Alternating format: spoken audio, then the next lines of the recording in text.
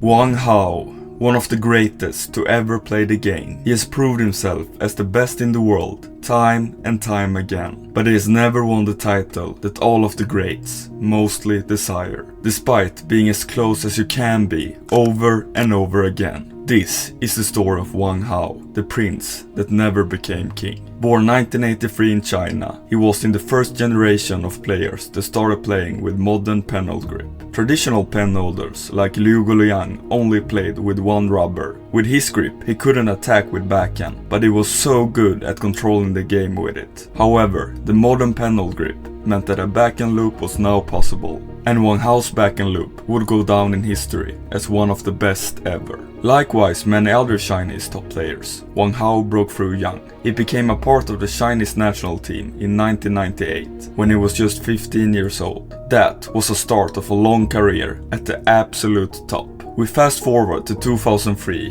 Wang Hao has earned himself his first shot at the World Championships. After Liu Guoliang's retirement, Wang Hao was now amongst China's 5 picks for the tournament. Maybe China should have sent someone else, because the 20-year-old couldn't stand the pressure, as he lost already in the round of 16 to Austria's Chen Weixing. Except for this defeat, 2003 was the breakthrough year for Wang Hao. He won the Asian Championships and the ITTF Grand Finals. These performances got him the chance to play at the 2004 Athens Olympics as one of 3 Chinese players. The 2004 Athens Olympics, everything looked really promising to a start. He cruised through the first rounds. In the quarterfinal, he defeated 5th seed and legend Zhuang Qiyuan 4-2, and in the semifinal he easily beat his compatriot and world number 1 Wang Leqing 4-1. At just 21 years old, he was in an Olympic final, the biggest opportunity of his life, something many of the greats fight for their whole career but never achieve.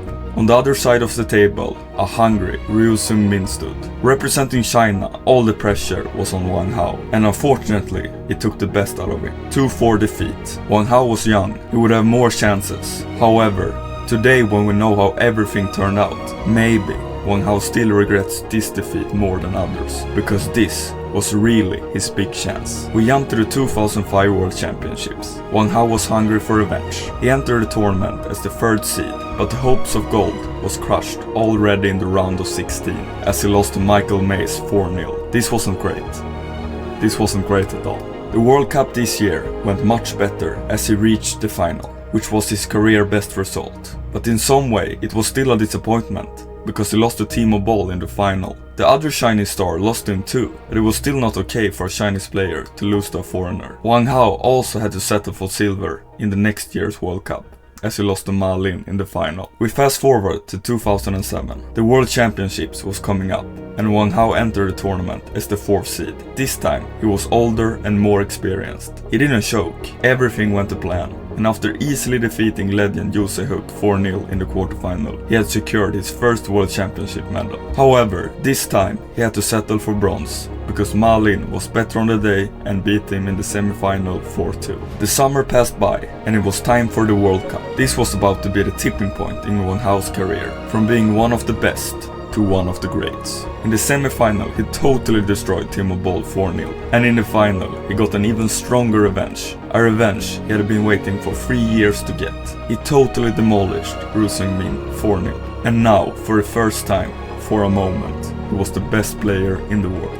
This performance sent out strong signals for the 2008 Olympics on home soil in China. The 2008 Olympics in Beijing, Wang Hao entered the tournament as the 1st seed, 25 years old and in the best form of his life. The conditions for reaching his dream couldn't get any better than this. In his first match, he beat Chen Weixing 4-0. He was another player now, more experienced, more consistent. He played through the following rounds without any struggles, and in the semi-final he beat the Regent world champion Wang Leqing 4-2. It was his 2nd Olympics, and it was time to play his 2nd final. The heartbreak after losing in 2004 was understandable. Most players only get one shot at the Olympic gold, and he missed it. But now the chance had come to him again. This time, it was his rival and teammate Ma Lin standing in his way. Unfortunately for Wang Hao, Ma Lin had no plans on missing his chance, because it wasn't close. 4-1 to Ma Lin, and once again, Wang Hao had failed to deliver when it mattered the most. But Wang Hao didn't give up, he chose to be stronger.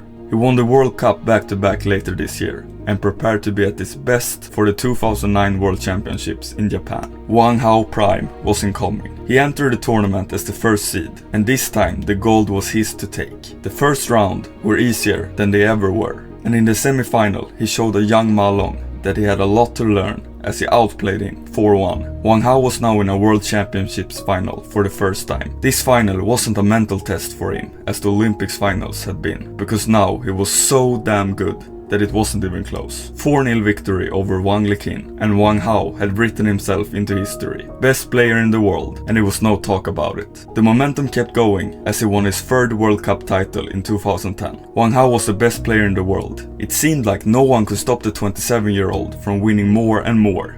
But there was a catch. The catch was a 22-year-old named Zhang Yike, a player that came up from nowhere and just started winning uncontrollably. We fast forward to 2011 World Championships. Everything went as planned. The first seed Wang Hao cruised through the first rounds and beat Ma Long in the semi-final. However, in the final, his new rival was waiting, Zhang Yike. Zhang Yike started off strong and took the first 2 sets. But then it went back to normal as Wang Hao started playing better and tied the match 2-2. But Wang Hao wouldn't get his second gold as expected, because Zhang Yike just wanted it more, as he took the following 2 sets and won the match 4-2. It was the same story in the World Cup this year. Zhang Yike first, Wang Hao second. The Wang Hao era didn't last long, just as he defined himself as the best after years of struggle. A new youngster burst onto the scene and stole the spotlight. We jumped to the 2012 Olympics in London. Zhang Yike and Wang Hao represented China at the singles event. Wang Hao only dropped 3 sets on the way to the final. In his third Olympics, he was about to play his third final. At this point in history, there was only one other player that had played 2 Olympics finals, and Wang Hao was about to play his third.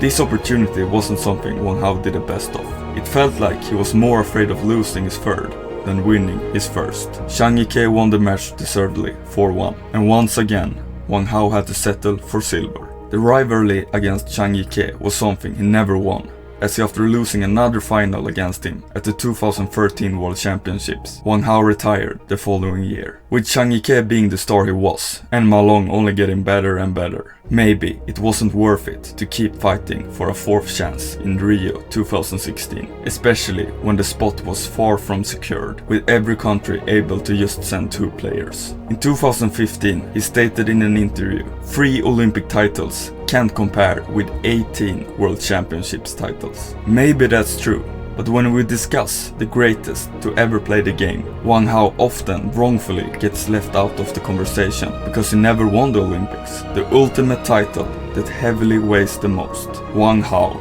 the prince of table tennis that never became king.